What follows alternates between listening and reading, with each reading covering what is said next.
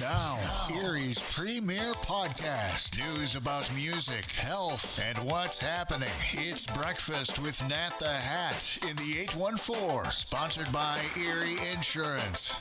In the month of June, we celebrate Alzheimer's Awareness and Pride Month. Podcast 33 is stories of hope and healing, embracing pride and Alzheimer's in the 814. We celebrate two important themes today that resonate deeply with the fabric of our society: pride and Alzheimer's awareness. While seemingly different, these two themes are united by a profound human experience they represent and the essential messages that they carry. I welcome the president of the NWPA Pride Alliance, Alex Spoon. Alex, hello. Welcome to the show. It's so great to have you. Thanks for having me. And I also, pinch hitting today, Alyssa Scalise. Thank you, Alyssa, for coming in. She is the chair for the engagement committee for the Alzheimer's Walk 2024. You know, pride is more than just a word or a feeling, Alex. It is a fundamental aspect of our identities and a testament to the courage and resilience of marginalized communities around the 814. Pride is about embracing who we are and standing tall in the face of adversity, demanding recognition and respect for our own inherent worth and dignity. You know, Alyssa, we were waiting for you. So Alex and I had some conversation, but I want to start out with your background. Alex, have you always lived in the 814? I have. I was born and raised at Hammett. Were you? And then high school, college, where? So I went to high school at, what's now Erie High, but it was called Central High School when I went there. Sure. And I went to college at Penn State Barron. And what did you take up at Penn State Barron? Finance. Oh. Math and reasoning. That's what I call it. Oh, financing. So how did you get started in your career in financing? That's a great question. So I, during my days at Central, I was the first class of it having to be a vocational school. So I kind of went in with no idea what I wanted to be. And I kind of fell in love with the business school of it. So during my senior year, I got to do a co-op where I got to go work in a bank during the half day.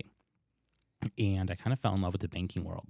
So I kind of went to school and I'm like, what do I want to do? And finance kind of just caught it. Initially, I was going to go to school and be a double major in accounting and math. Oh. And or accounting and finance. And accounting kind of bored me, which is ironic considering I'm now a plant accountant. I was going to say, now you are the plant accountant for National Fuel Gas. Yes. So I dropped the accounting and stuck with finance. And now, like 14 years later, here I am as an accountant. Wow. I would never think that about you, accounting, but you're a numbers guy then. I am. Right? So let's go back, speaking of months and years. Now, when did you become the president of the Pride Alliance? 9 years ago. So I've been the president of the Pride Alliance 9 years ago. I've been on the board. This is my 13th year on the board. So in these 9 years, tell me, let's just go back to the history of Pride Month and its origins. Yeah, so Pride Month is now over 50 years old. It started coincidentally on the same day I was born. June 28th, 1969, Stonewall Inn had what's now called the Stonewall Riots, where Martha P. Johnson and Sylvia Rivera basically threw bricks at the police because they were tired of their club, the Stonewall Inn, being raided by the police. Back then, it was illegal to be gay, and you had to have a certain number of clothing or items of clothing that matched your birth gender on in order to be in public. So the police in New York City were raiding clubs, and if people weren't wearing that, they were arrested. So these two individuals were tired of being arrested, so they fought back.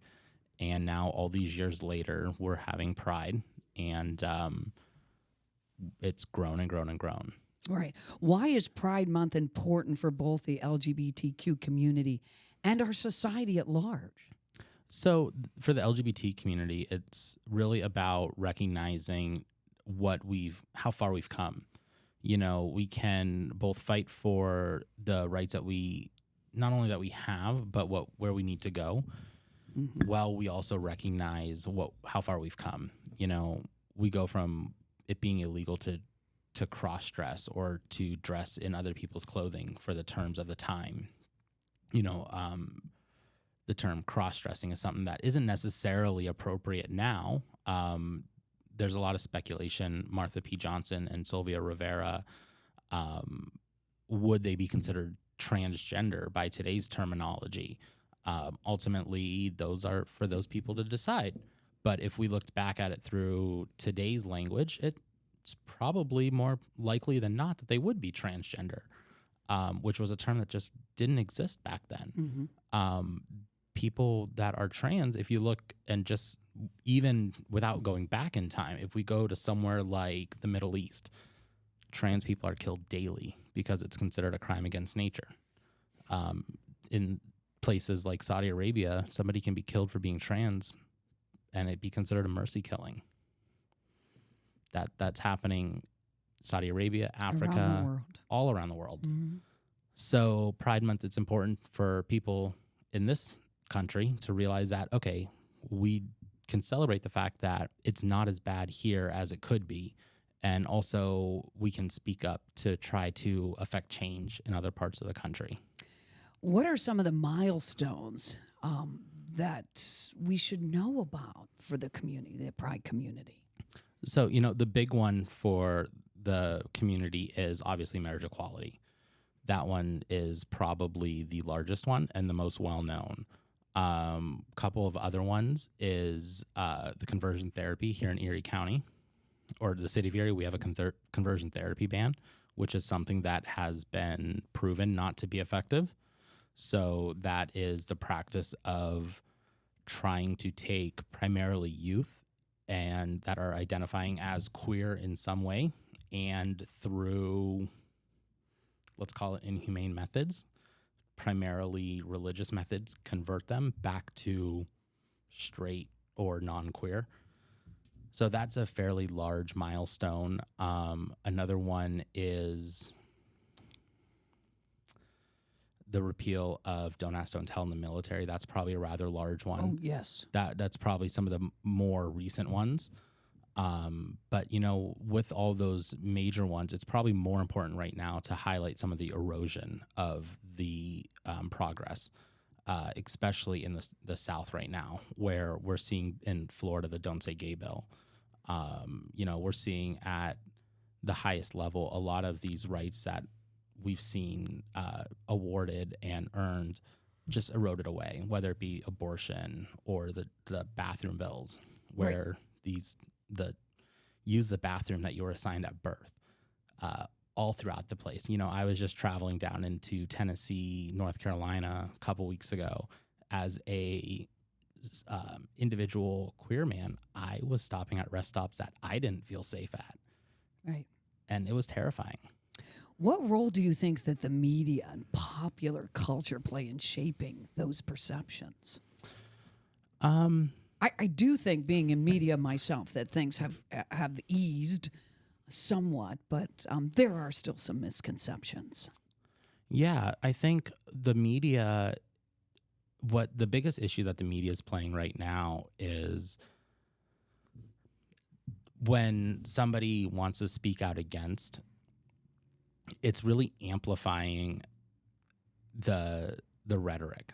The media, especially when you look at like social media, there's this big push to what can get the most clicks, what can get the most reaction. Right. This rage baiting culture that we live in. Mm-hmm. What can I do to get the most attention on a news story? And we see that on every single platform that we have, because unfortunately the largest population of the country is getting their news from the internet, and headlines are being written to get clicks, and it's not being written to be informative any longer. Right. I agree with you. And I think that's the biggest role that the media is playing, and it's no longer being done to help inform people, and it's now almost being done to add fuel to the fire. Right.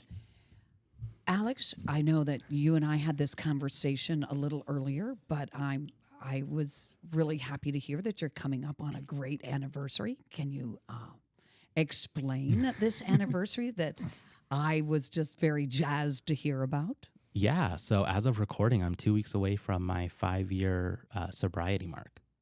That's incredible. That's wonderful news. That's great to hear.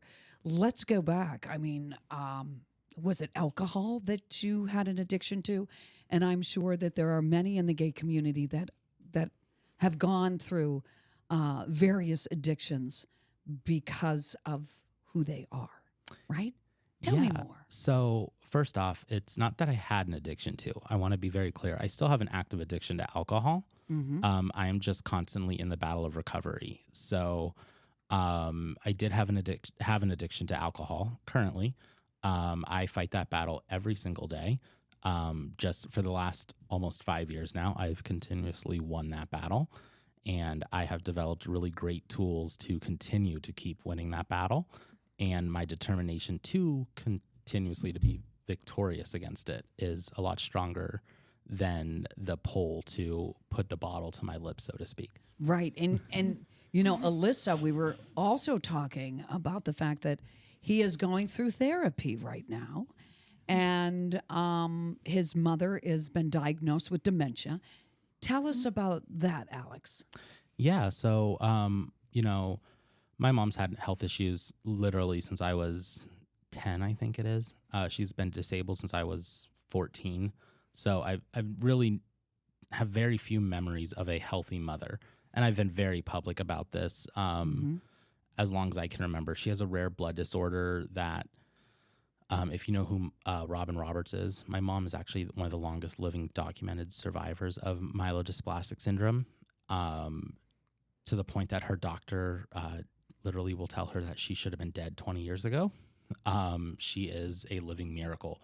And she was recently diagnosed with early onset dementia back in January. So it was actually kind of a blessing when I saw that the Alzheimer's Association was going to be here on this podcast with me. Now that that's a interesting crossroads in my life now. Mm-hmm. So I entered into therapy to kind of help me be the best version of myself, to be prepared to help carry this added workload that I'm going to have as I help my mom navigate through this new waters that we have to go through. Right. So, Alyssa, while he is navigating through these new channels, what are some of the things that you could tell Alex that could help in figuring out this whole diagnosis with his mother? Yeah, so there's a lot of things with Alzheimer's and dementia.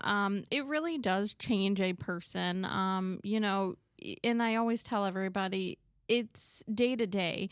You never really can, you know, expect, you know, it's an unexpected disease. So you never are going to understand, or it's never going to be expected to see what's coming next. So that's one of the biggest things. And, you know, one of my biggest, I guess, advice I'd give is just be patient, because your mom is not understanding the disease as well as you learning and navigating the disease, too. So it's very important just to be patient and realize that she's having a hard time understanding how her body is changing and what her mind is doing, especially with the early onset dementia. Are there any factors that, like Alex and I were talking about alcohol being a possible factor in dementia?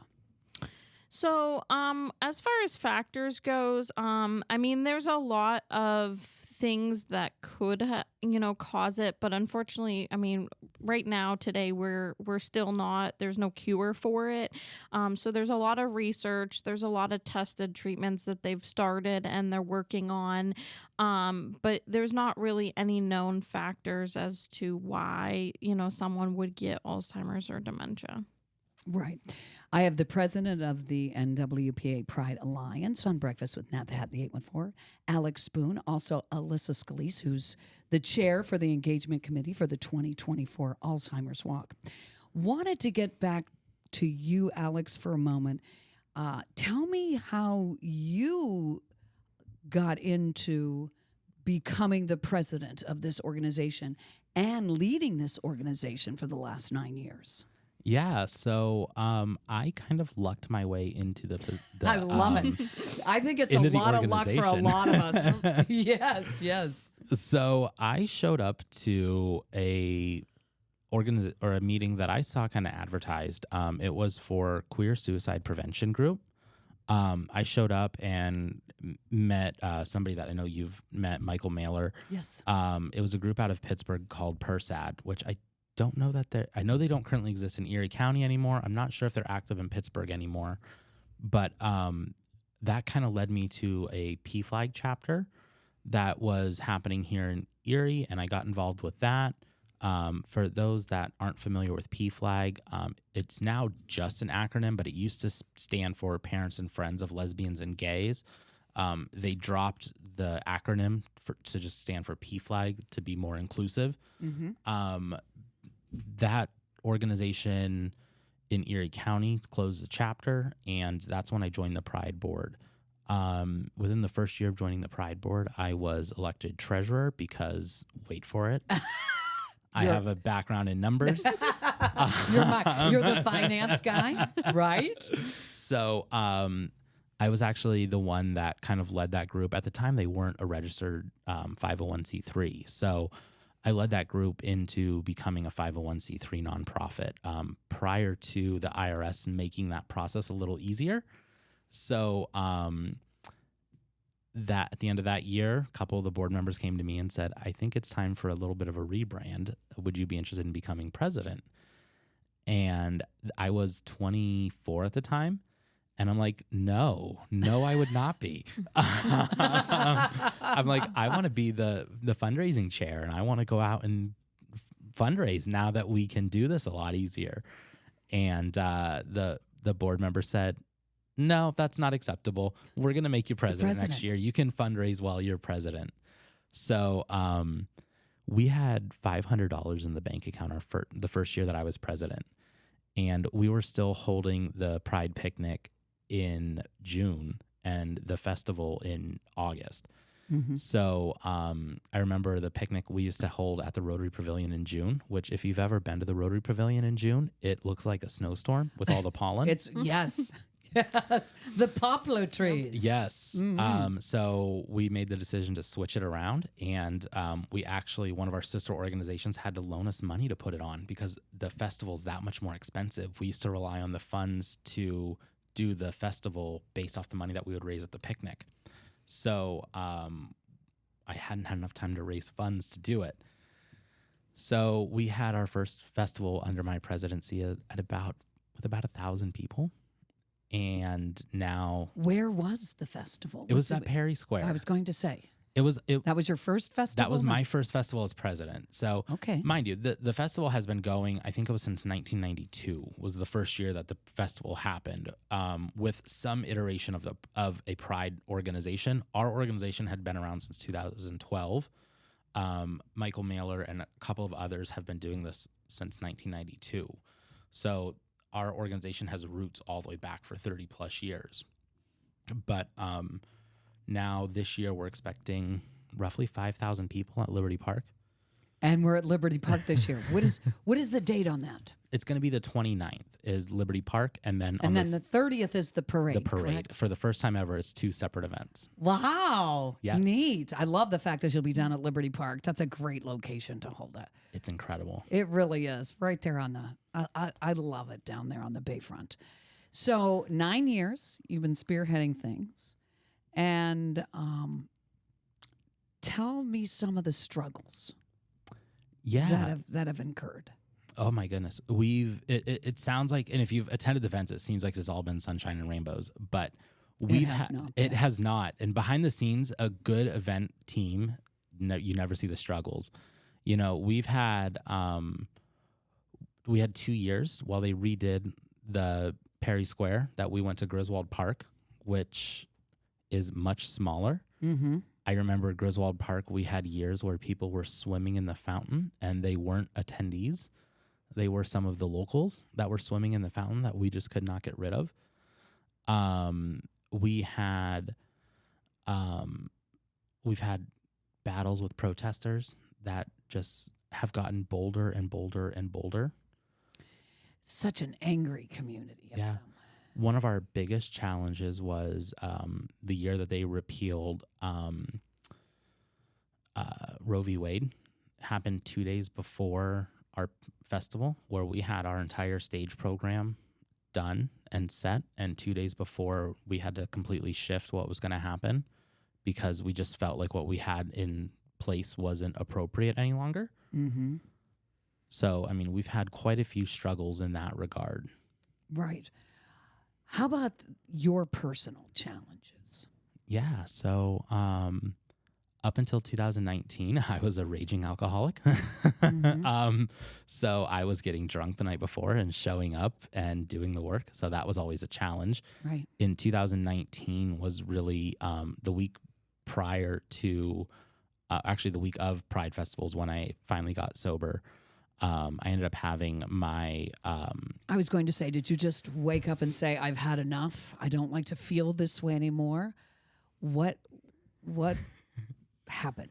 So I had some health issues where my gallbladder ended up saying, I don't want to do this anymore. Mm-hmm. Most people get gallstones and have to have their gallbladder come out. Mine decided to pump everything back on top of my stomach, and that problem became worse when I drank. So it kind of became the situation where a kid bites their nails and you would put some hot sauce on their nails and that would kind of tell them not to bite their nails anymore. Mm-hmm. Well, when that happened, I would drink and then I would get 10 times sicker than I should. So I had that happen, and then it took a solid 2 months where I drank for 2 months leading up to the end of June. And I finally got a doctor that figured out what was happening. And the doctor literally goes to me, okay, you have an appointment with a surgeon next week. And I'm like, a surgeon? What do I got to see a surgeon for? And I went to the doctor, and the doctor goes, okay, you've got to have your gallbladder out. Now, I have a twin that had her gallbladder taken out 2 weeks earlier, because that's the things we do is we have our medical history follow each other. And this was the third time we've done this. And my mom was sitting across from me, and the first question I asked, because I remembered what my sister had gone through, I asked, okay, well, how long after I have this surgery can I have a drink? And that was the aha moment for me that goes, whoops, I let my alcoholism slip. Right. And that was kind of when the doctor said you had 3 months that you can't drink for. So by the time the surgery was scheduled, it was into December of 2019. And I'm like, okay, I'm going to give it a little bit longer. Then the pandemic hit, and it was a blessing for me because Pennsylvania made it really difficult to get alcohol. So I couldn't get alcohol. And by that point, I'd made it 6 months. And I was like, okay, you know what? I feel really good. Good for you. So that was kind of where I'm like, you know what? Maybe this is the way to go in the future. Well, you know, during Pride Month, we come together to celebrate the LGBTQ plus community, to honor its rich history of struggle and triumph, which you have discussed, and to reaffirm our commitment to equality and inclusion for all. Pride definitely is a beacon of hope, Alex, and, you know, a reminder that love is love and that every individual deserves to live authentically, free from discrimination and fear. How long have you felt that discrimination and fear? You know, the discrimination and fear is something that I don't know that in living in Erie, we've had protection since the early 2000s. The fear is something that I think every queer individual has felt almost their entire life since they've known they were different, right? With that being said, I feel like there's moments that internalizing it, you still face that all the time. I'd spoken. So you're going to say that it really never goes away? I don't think it does. I think you can hide it from time to time, but I think you still face it. You know, like I said, I was traveling alone, something that I do still to this day pretty frequently. I was in Tennessee and I stopped at a gas station that when I stop, I was like, okay, this gas station needs to be the most lit. And I find myself that I feel that I can hide my sexuality pretty well. I'm a fairly butch looking man with my beard and all of that. As my friends will joke with me, you can look straight until you open your mouth or you start to walk. And then you've got that little bit of a switch in your walk. I'd find myself walking up to cash out to the register and going, "Thank you, have a good day," which is not something that I would normally do. Right. But in middle of nowhere, Tennessee in the Smoky Mountains, I felt the need to do that. So when you think about like, those are the moments. Those are the moments, the challenges Yeah. that you face. Yeah. And I talked to some of my other friends that are single women that travel. And I'm like, is that what you do when you travel as a single woman? And I'm like, and then they go, yeah, that is what I do. And well, obviously not them dropping their voice like a man, but they're like, Right. those are the fears that I face. And I'm like, oh, okay. It's a moment of empathy and connecting with somebody. It's just a moment of fear too. Sure. Phew. That's a lot, Alex. That really is.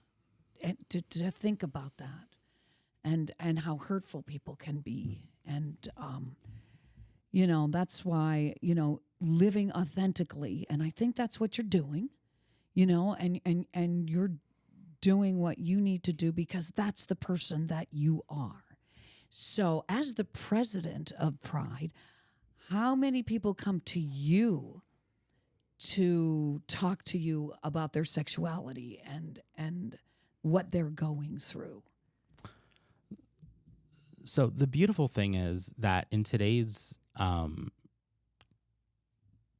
in today's settings, I don't know that I get a lot of people that do that any longer. Mm-hmm. We have the internet where you can talk to almost anybody about that kind of thing. Sure. And you can do it anonymously. So I don't get a lot of people reaching out to me individually about that any longer. I'm now at the point that I get more people within our community reaching out to me about struggling with their sobriety. I probably get 3 or 4 people a month that reach out to me saying, "Hey, I saw that you're talking about your sobriety and you live here in Erie. This is a challenge I'm facing." Well, I'm going to tell you, the Erie is a challenging place because it is when somebody asks you if you want to drink and you say no, they're offended. Mm-hmm. And there is a bar on every corner. Or a church. A church or a bar on every corner. So, I mean, Erie is known as a drinking town. So then, you compile that onto feeling that discrimination and that fear. Like, I don't know what the numbers look like, Alex, but I am sure that the gay community, there are many, many folks that struggle like you have with addiction. Yeah, for sure. I haven't looked up the numbers recently, but people of my generation, and I'll be 35 this year, so we grew up at a time where the safe spaces were a bar. Mm-hmm. There wasn't as many safe spaces for us. I'm encouraged to see that now there's more safe spaces being opened. If you go down State Street during the month of June, you see all these pride flags up. Like Ember and Forge is hosting a drag show. The Victorian Princess just hosted a drag night. We host a happy hour at Oasis once a month. Mm-hmm. So you see all of these different small businesses that are hosting queer events or that are welcoming to queer events. So that's saying that, you know what, we're going to make our space welcoming to everybody. That means a lot. Whereas when I was 21, if you wanted to go be around people that are like you had to go to a bar. That lends itself to more people becoming an alcoholic, just by victim of circumstances. That's not saying that I don't own what I went through. And like, I was still the one putting that bottle to my mouth. I was still the one swallowing, But I was surrounded by circumstances that led me to becoming an alcoholic and how many other people are still going through that. Sure. Tell us about the Pride Fest and Parade. What's going on coming up here on the 29th and the 30th? Yeah. So we've actually got one more event that I realize that you don't have written down there. So on the 27th, Thursday, we have our Pride Night with the Erie Seawolves.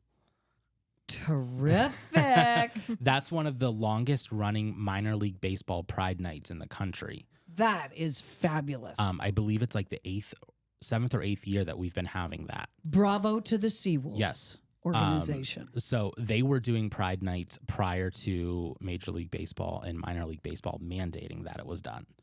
Are those is that the two? Well, is it $2 night where you can get the Yes. hot? Oh, Yes. Nice. Yes. Glad to hear that. So so that's on the 27th. That's on the 27th. Okay. We do have a limited edition T-shirt that you can purchase on nwpapride.org that comes with a ticket and a T-shirt.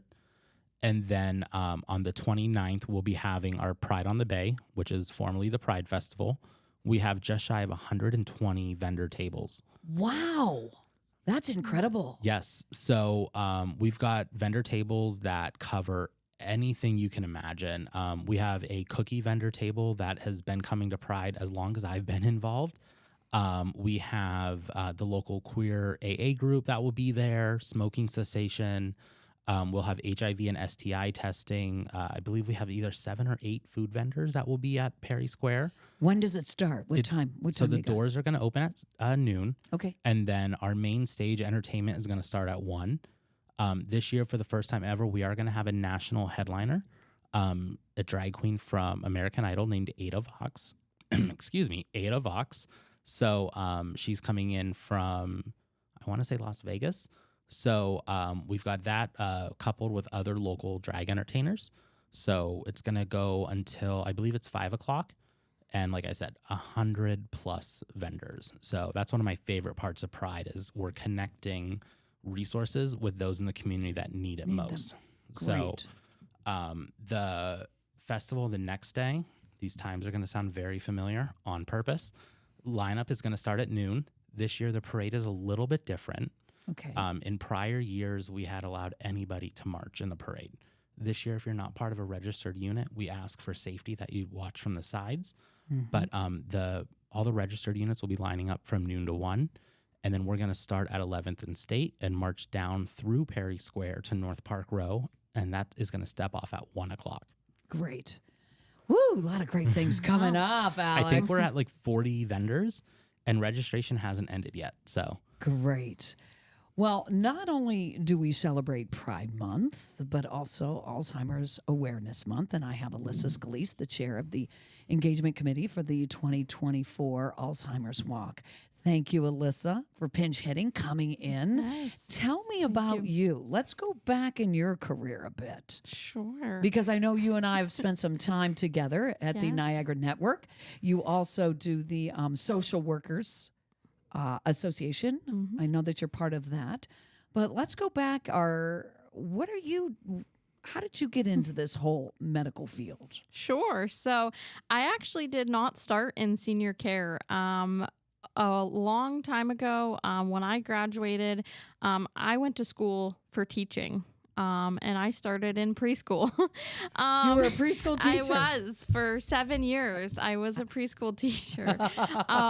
So I started there, and one day you went from babies to seniors. I did.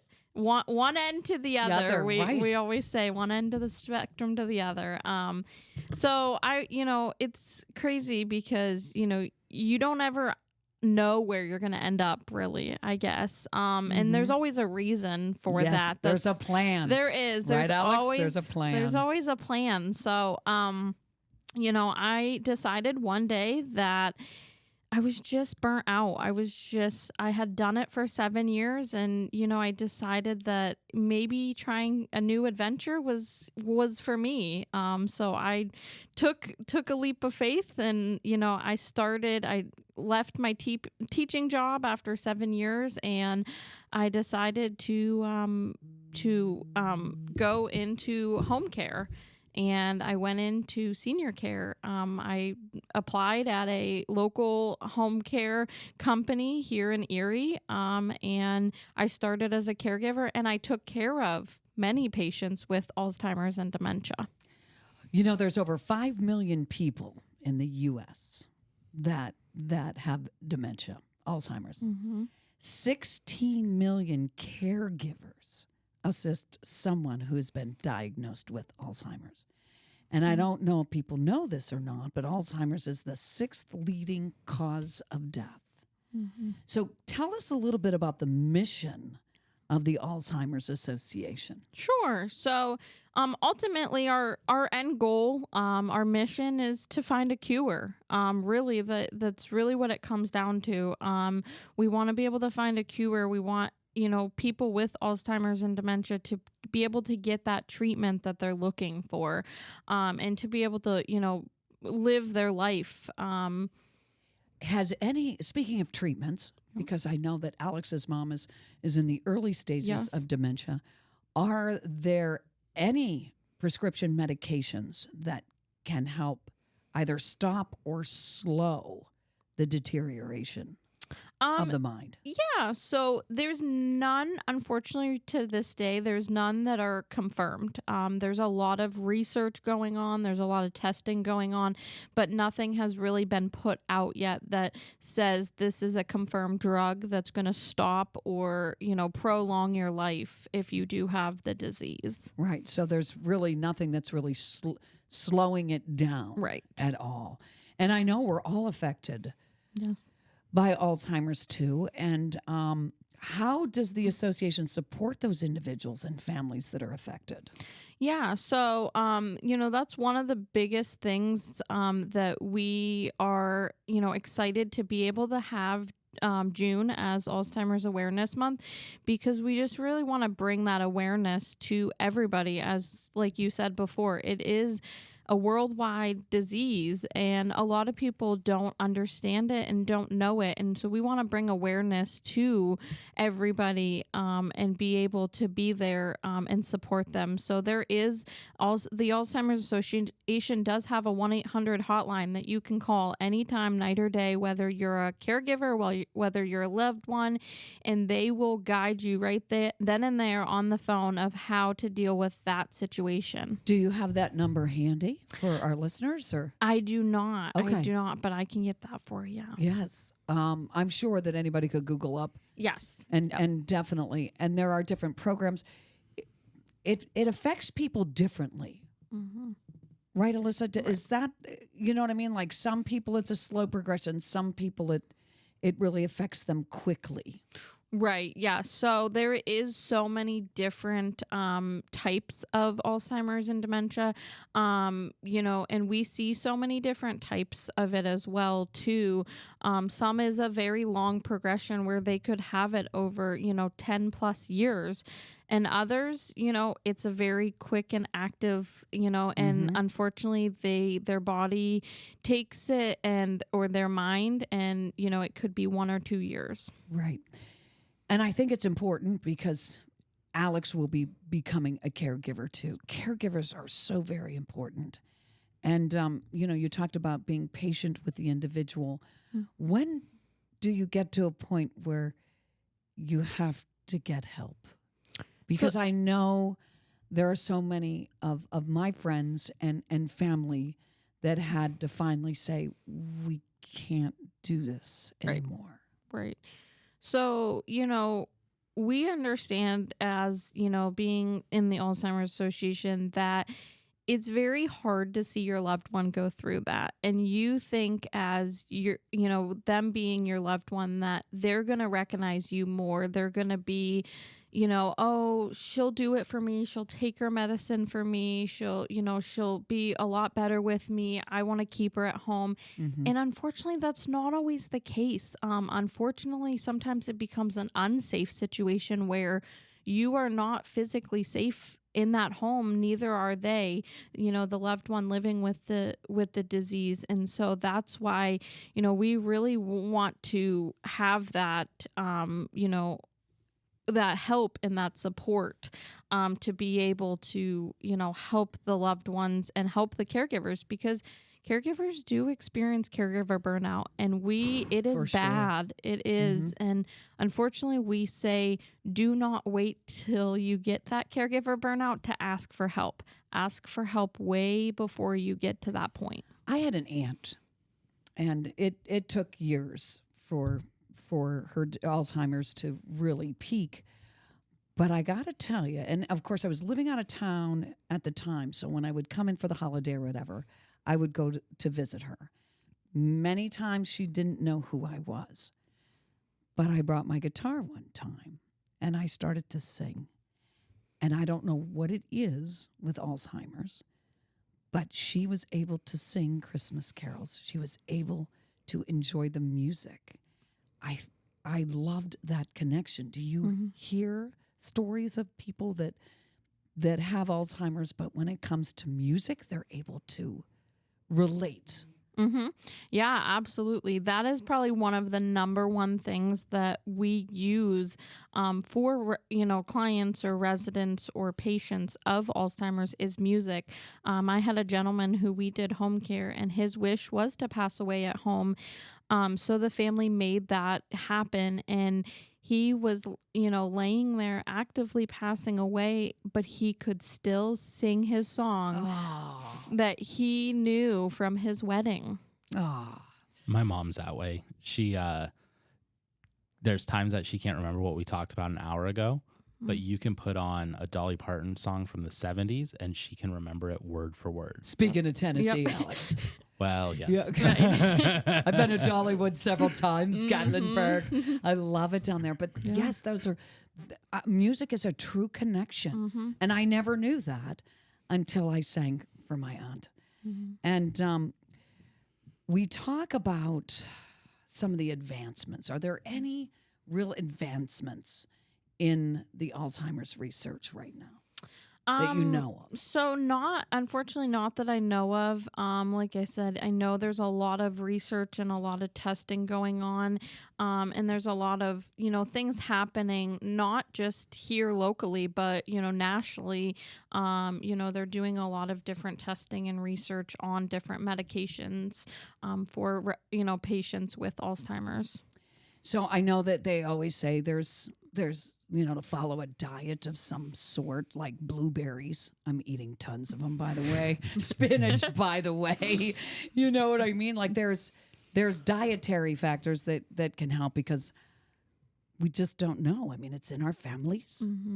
Right. So we're trying our best to, I mean, I can't tell you how many times I can't remember what I did an hour ago, Right. and then and you get to your 60s, which I'll be 62 in August, and you say to yourself, is this what's going on? Or all of a sudden you have that moment like, where am I? And those things do happen. But what would you say are the earliest signs that you need to go see somebody? Right. And get diagnosed. Right. And it's funny that you say that, because, everybody thinks, I'm not going to get dementia. I'm not going to get Alzheimer's. I'm well past that. I'm not going to, and it could start way earlier than 60. We have a lady local, Victoria, who is local out of Edinburgh, Pennsylvania. She is 45 years old, and she just got diagnosed a few years ago with early onset, Alzheimer's. Can you share a particularly impactful story from someone who has been helped by the organization? So I don't have any particular people that I know of that has been helped. I know they have helped thousands of people daily, whether it just be support and or being there, providing loved ones, the support, and, just continuing day in and day out with the research and, just trying to find a cure to end it. And I've heard of this before with other people. It's never happened in my family circle, but I've had friends whose loved ones were on their deathbed with Alzheimer's, and all of a sudden they know you. They talk as though they don't have the disease? Have you ever heard of that? Yeah, so it's really, when it comes to, patients or family members, loved ones actively passing away, that's one of the biggest things right before they pass away is that they remember things that they have never remembered in the last 20 years. Yes, it was years. Yes. For a friend of mine's mother, yeah. Yeah, and a lot of times it's not even just remembering things. Sometimes it's, that they're laying there and they'll start talking about their wife that has been deceased for 20 years, and they are getting they're getting a visit from her, or they feel like she's in the room with them, and she's been gone for 20 plus years, or vice versa. If it's the wife passing, then she thinks the husband is there, or the daughter or the son of the loved one, and they may have been gone or may have not have seen mom or dad for over 10 years. And that happens a lot, not only with people that have Alzheimer's, Right. So many. And I've witnessed. I was in hospice. I did hospice work in the past out in Northeast, and I would help these people get to their spiritual level, and it's amazing. It is. It's amazing to see. All of a sudden, they're looking off into a corner, or they're talking to you and telling you about their sister or their brother's there, or there's, and it just. There's something very, very peaceful about that. There is. And you will always know, if you have a loved one passing, you can tell by just, watching them and watching their body and their actions. You can tell if they are at peace or if something is truly bothering them still. Yes. Well, I've got Alyssa Scalise, chair for the engagement committee for the 2024 Alzheimer's Walk. Let's talk about the walk. Sure. It's in September, right? It is. So it is Saturday, September 21st. Okay. The registration begins at 9 a.m. And we are down at Perry Square. Great. Well, I've done some celebrity bartending for the Alzheimer's Association. I've certainly enjoyed doing that too. And the walk, is that your primary fundraiser for the year for the Alzheimer's Association? So surprisingly, no. That is a very big one, but many different companies and organizations do fundraisers from January all the way to December. So we have so many different, fundraising things coming up. And actually, it's funny that you mentioned the celebrity bartending, because that is back this year. I know. I'm trying to think when. I haven't got my phone call yet, but I know it's coming. Yes. I love it. Yes. So August 1st. Thursday, August 1st. At the Sloppy Duck? At the Sloppy Duck at Beautiful. 5 p.m. Love it. Yes. Well, I want to thank you, Alyssa, for pinch hitting, coming in at the Sure. last moment to help me on the show today. We were supposed to have the development director from the Alzheimer's Association come in, but she was down in Warren and couldn't get back quickly enough. So I thank you for, I make a phone call and boom, here you are. I try. All fresh, Yes, too. yes. I try. It's so important to me. Like I said, I've been on this, committee for 3+ years, and this is my first year being the chair of the engagement committee, and it's so near and dear to my heart, so important, because we live with, Alzheimer's and dementia in and out every day. We see it. And so we just want to ultimately find a cure and hopefully end Alzheimer's. Thank you. And Alex, thank you for coming on today. The president of the NWP Pride Alliance on this show. And I look forward to seeing all these events and participating in your events coming up here. It's June. This is what it's all about. It is. And I just want to say, if you guys need some help over at the Alzheimer's Association, let me know. I won't celebrity bartend, but if you have something else that can fit in with me, I'm certainly willing to come help out. Perfect. That sounds great. Wonderful. In closing, let us remember that pride and Alzheimer's awareness are not just abstract concepts or annual events. These are ongoing struggles and journeys that touch the lives of millions of people around the world. Let us stand together in solidarity and celebration and hope as we strive to create a world where everyone can live with pride, dignity, and fullness of their memories intact. So thank you both for being on the show. And for everybody else, stay tuned. Bob and Alice are up next with the Polka Show. Make it a great week, everyone, in the 814. You've been tuned in to Breakfast with Nat the Hat in the 814, sponsored by Erie Insurance on 88.5 and 102.7 LECOM Radio.